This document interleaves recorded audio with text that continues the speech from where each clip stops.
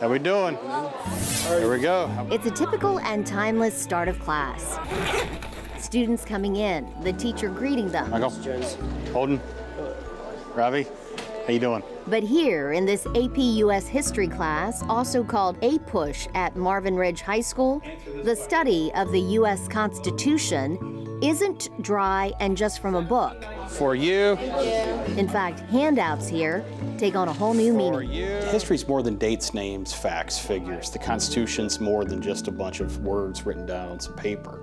It's part of our everyday lives. Find the First Amendment, take your marker and circle it. Mr. Jones says he wants to make sure he creates the safe space for what can be heated debates. First Amendment gives us that right to have free speech and free expression and petition the government. And it's okay to disagree on what that means, but we have to have that discussion. The civil discourse is something that we really have to teach kids to work with. And it's clear the Constitution is very real here, and the students are engaged, even eager to learn.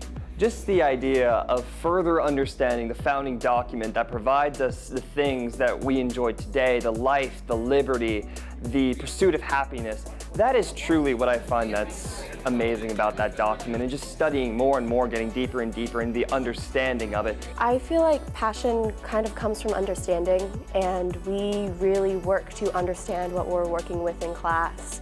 We work to understand all of the details and the purpose behind everything that's written down in the Constitution. Answer this question. What if it's not your rights that are being restricted? What do you do? And if you think the era of smartphones and social media makes kids even less interested in this topic, Jones says it's the opposite. Social media, Twitter, everything has really given people a platform, and we've got to teach them how to use this platform to do good and to understand it's okay to have differing perspectives, and we could respect these differing perspectives because that's one of the beauties of the American system of government. Alexa. We said that discrimination in a way is kind of all connected.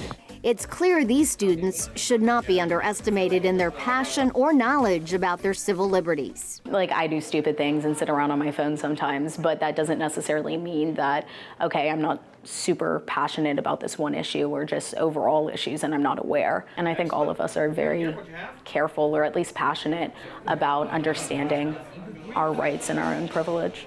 And you get the sense that each student here has clearly thought about the Constitution and what it means to them.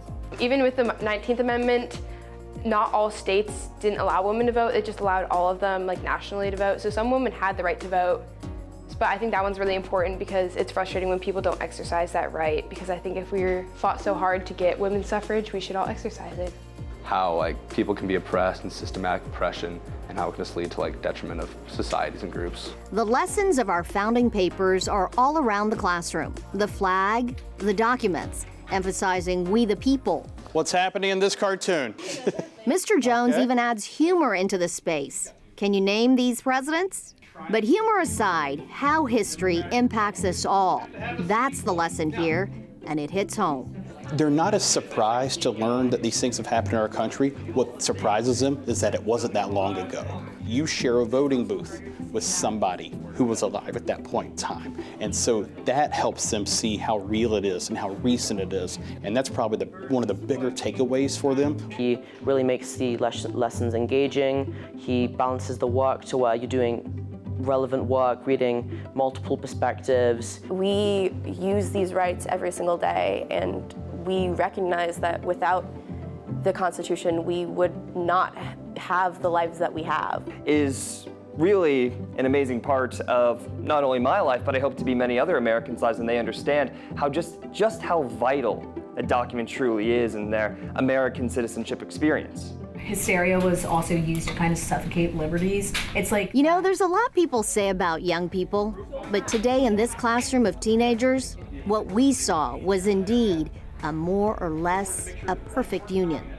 A lot of parents, educators, even the founding fathers would be proud.